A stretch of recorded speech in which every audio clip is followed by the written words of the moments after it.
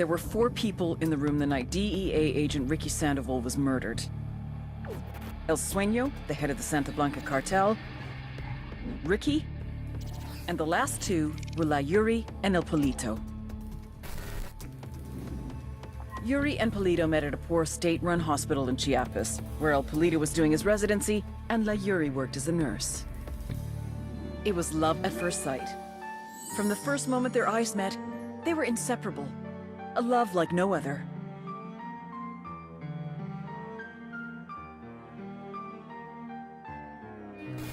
One day, a buchon named La Plaga walked into the ER, all shot up.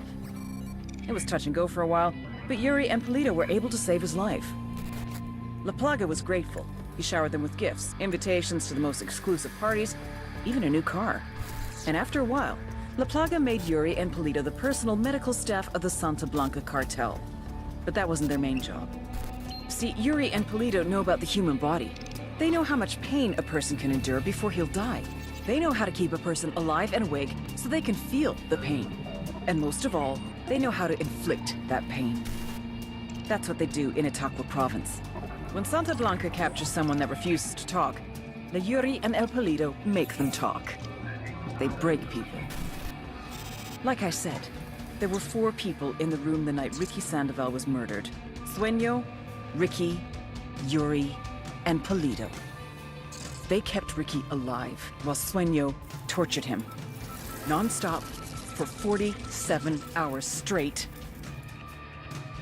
They broke Ricky Sandoval. Then Sueño executed him.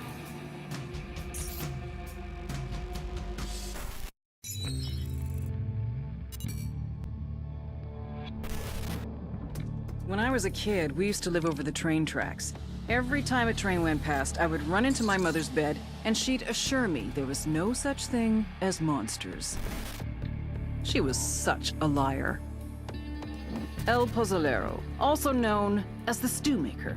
Sometimes the cartel needs a dead body to completely disappear without a trace. In such cases, they ship the cadavers off to San Mateo.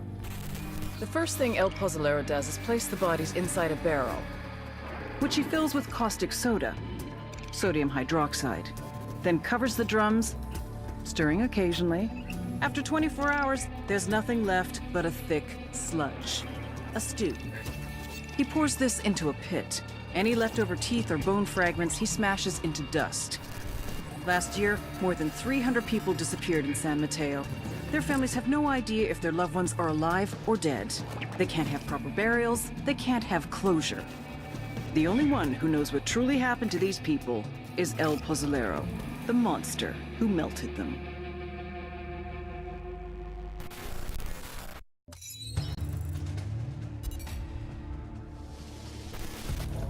Get ready. Odds left, evens right. Focus on your goddamn sectors this time. Carl Buchhardt, former sergeant, 3rd Battalion, 75th Ranger Regiment, natural-born killer. Show me what you got, cocksuckers. Make me hard. Go, go, go! Carl was in and out of juvie from around age 15. Records are sealed, but the pattern is what you'd expect. At 18, a judge gave him the choice of joining the Army or doing jail time. Buchhardt thrived in the Army. After graduating from Ranger School, he deployed to Iraq with 3rd Battalion in 2003. He finally found his place and was looking to make the Army his career. And then in '05, his patrol hit an IED in downtown Ramadi. Buchhardt didn't take to civilian life. Couldn't keep a job for more than a couple weeks, and started having run-ins with the cops again. Started telling anyone who'd listen about how the Army fucked him over. Eventually, he started spending time over the border in Juarez. God knows what Buchhardt was looking for down there, but eventually he crossed paths with El Muro, head of Santa Blanca security. They share some beers, maybe some blow. Buchhardt gets to talking about his Army days. El Muro is impressed. He knows the real thing when he sees it. He asks Buchhardt to come to Bolivia to train the cartel's army in the Montilluk province. El Muro wants them to be the best force of its kind in all of South America. And Buchhardt is just the kind of man he's looking for. The kind of man who can run combat drills, show a bunch of morons how to field strip a G-36 in 2 minutes flat. The kind of man who can turn narcos into elite soldiers.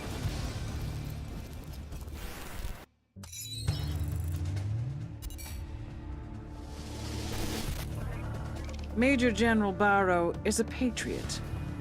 He runs Unidad, the Bolivian military police force from main operating base Jaguar in Flor de Oro. When Santa Blanca first arrived in Bolivia, they went to war with Unidad. Innocent civilians got caught in the crossfire. The death toll was tremendous. Barro had seen a lot of death in his life and was desperate to bring peace back to his country. So he brokered a backroom deal between El Sueño and the Bolivian government. Unidad agreed to look the other way and let Santa Blanca run their business. In exchange, the cartel promised to keep their killings to a minimum. Obviously, the results have been a mixed bag. The relationship between Santa Blanca and Unidad is tense. Now that Bolivia has become a full-fledged narco state, I believe that he is starting to regret his decision. Major General Barro is either one of our most dangerous enemies or our greatest ally. There's only one way to find out which.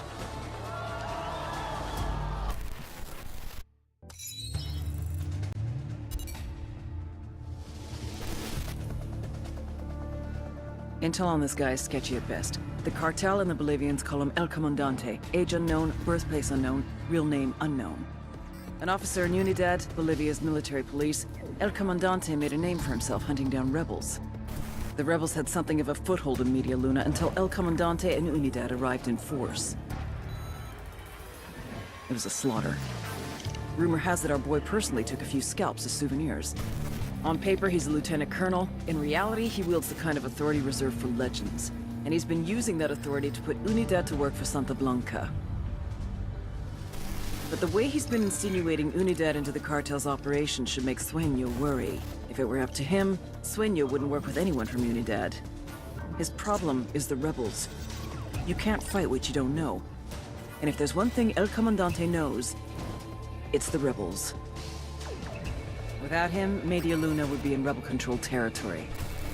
Like all good frenemies, Sueño keeps a close eye on El Comandante, careful never to let down his guard.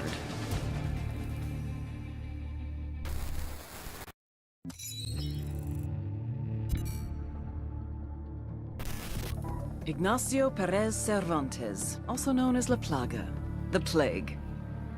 Head of security for Santa Blanca, and the little brother of El Muro. El Muro had him trained well. Paid off guys in Russia's Bodark Special Forces group to teach him combat tactics. Sent him to learn killing techniques from death squads in El Salvador and Honduras. Apparently, he was a good student. His favorite subject? Cutting off a person's face, then showing it to them. Back in the day, it used to be that the criminals hid, and the good guys tried to find them. But La Plaga, he does everything he possibly can to be seen. The guy is a social media machine. He pays narco corrido bands to write songs about him. He has his own personal camera crew. This fuck even has his own YouTube channel. La Plaga is a walking recruitment message. Young people see what he has and want it. The guys want to join him. The girls want to get wifed up. It'd almost be funny to see a guy who spends 3 hours a day sending dick pics. Except half of what he posts aren't messages to his followers, but messages to his enemies. There's only one way to stop the plague from spreading. You cut it off from society, then watch it die out.